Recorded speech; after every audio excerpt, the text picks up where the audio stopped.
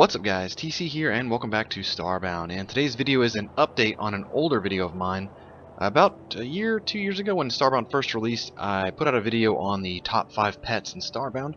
I realized, someone pointed out in a comment section the other day that that list should definitely change by now. There's been so many updates since when I put that video out. A ton of new monsters, a lot of changes in general. So I want to do an update video, especially with this most recent update that introduced a ton of new monsters. So with that being said, I want to run through the top 5 of what I would consider to be the top 5. Obviously this is an opinion-based thing, so if your monster doesn't make it, I'm sorry. But if you do think that I've made a mistake, let me know in the comments. Let me see what monsters you think are best. But with that being said, let's dive into it real quick. One thing I want to point out before I get into the actual list, all these new monsters you're going to see in this list video, they are all objectively better than their old counterparts. So if we just take a quick look, the old Gleep versus the new Gleep, you'll see these monsters are just objectively better all the way. Like the Fire Gleep, you'll see it's quicker, and not only that, it actually does more damage in the sense that it lights you on fire. All of the new monsters and the old monsters have the exact same health, but they have stat buffs in things like some of them will target monsters at a further range, some will apply more status effects or attack in different ways, but they are all objectively better than their old counterpart. So if you do come across one, definitely catch them. I just want to get this part out of the way because there really aren't any of the old monsters that aren't better than their new ones. So always stick to the new ones if you can. With that being said, let's jump into the actual list. Starting at number 5. The first monster I have on this list is the Electric Tin-Tick. So this one is pretty fun. You'll see it is a it looks like a Tin-Tick, but it's got a new tint. It's got a cool little electric little lightning bolt on its head. I'm gonna try to do is put the original version and then the new version on here so you can see. As you can see, the old version here, I should actually kill these guys. There we go. So what you'll see on the old one here is he walks around, he shoots a couple of these little balls out, decent range, but there's nothing else really to it. The new one here, let's kill this guy. Hold on. The Electric Tin-Tick, if you'll see, he shoots way more of the balls at a bigger range, and they leave these electrical clouds around. So he's much more likely to hit an enemy and electrify them. The cool thing is the electric status is great for hitting crowds because they electrify each other. And so this thing here has got such a big range on it, and the clouds kind of linger. So it makes it really good for a good crowd control pet. If you're looking for just a general ground pet, this guy's pretty good. So I definitely recommend him. Moving on to number 4. We have got the Nut Midge. This is the poison Nut Midge. So you'll see this little guy here. It's like the other Nut Midge with a little nut case, but this one's got a toxic barrel on it. A pretty cool little take, in my opinion. And this guy here is actually really interesting. So on the old video, the reason I picked this guy is because if you don't know, whenever he attacks, when he dies, he splits open into 3 little tiny Nut Midges that bounce around. And you used to be able to put a explosion collar on there, so when he'd die, he'd explode and do damage. And then you have 3 little guys that would bounce around, and when they died, they would also explode and do damage. That is no longer the case, which kind of sucks, and it kind of nerfs him pretty bad. But this new one does pretty good on his own. So this guy, he applies the poison status effect, which gives him a lot higher damage.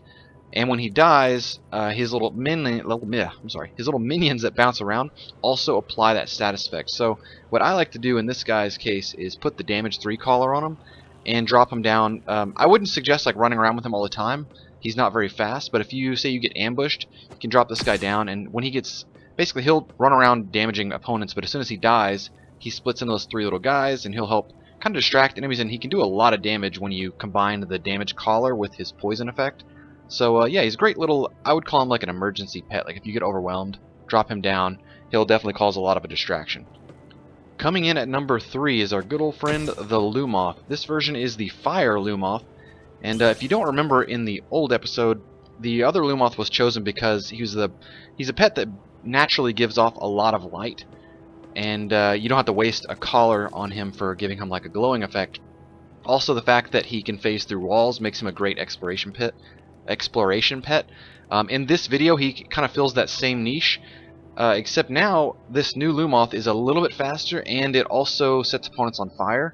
So it's just a general upgrade opposed to the old one. Not a lot to say about it, but you will see... actually, let's just do this. So you guys can kind of see them side by side. There you go. So you can see him here. The Fire Lumoth is just a smidge quicker. But like I said, the Fire Lumoth does light you on fire where the old one does not. So it's just a slight upgrade overall. Coming in at number 4 is the Poison Pyro Mantle. Now this one is one that caught me off guard. I didn't expect this guy to make this list when I was first going through it. But this is basically a version change or an element change of the old one. If you don't know, the other Pyro Mantle is a fire-based guy. This one is poison-based. What's weird is he's just a general upgrade, so we're going to do the same thing we do there. Spawn in both, and you'll see what I'm talking about. Pyro Mantle versus... So you'll see here, when he does his little AoE attack, you'll see it kind of gives off these clouds. Okay range, it's about 3 or 4 blocks worth of a circle around him. And what's weird is he himself, when he touches you, he doesn't light you on fire, but his flaming attacks do. And oddly enough, he does not give off light. But what's strange is this new Poison Pyro Mantle actually does give off light, and you'll see his poison attack, it goes much further. So let's watch it here whenever he does it. Yeah, so this one's almost double or maybe even triple the range, and it does apply that poison status effect. And another thing is, whereas the other one it touched you, it didn't do fire. When this one touches you, it does do poison effect. So even if he doesn't do that little attack, he will apply that poison. And he does give off a very faint glow. Real quick, I'm gonna kind of show that off. There's a little hole down here in the ground I have. There we go. There he is. It's a very faint glow. We'll do the Lumoth real quick so you can see. The Lumoth is a much brighter one, so definitely a great caving and exploration pet. Alright guys, and we are at number 1, and this pet is actually one that caught me by surprise because I haven't seen anyone talking about this pet. It's a brand new monster in this update, and it is the Peacekeeper Drone. So this thing is, I didn't even realize it was in the update until I was digging through the assets. You don't get this pet like a normal pet, so you have to get this guy through the Peacekeeper bounty hunting stuff. So you'll find him at the Peacekeeper store. And as you level up, you won't be able to buy him immediately. You have to level all the way up to the last level of the Peacekeepers, and then you can buy him in a vending machine. He comes pre-packed into a little ball here. So it's definitely more unique, and these other guys, you have to go find them. This guy you can purchase. You will never encounter him in the real world on your own. You have to buy him, and he comes pre-packed in this little ball, which I thought was really cool. But this guy is awesome. Like honestly, I hate to say it, but he almost outclasses all these other guys in their own respective roles by himself. So you'll see he hovers around. He's quick. He's actually a ghostly monster, so you'll see here he'll phase through these walls here. Come on, bud. Yep, so he doesn't give a shit about the foreground or anything. He won't get trapped. He won't get lost.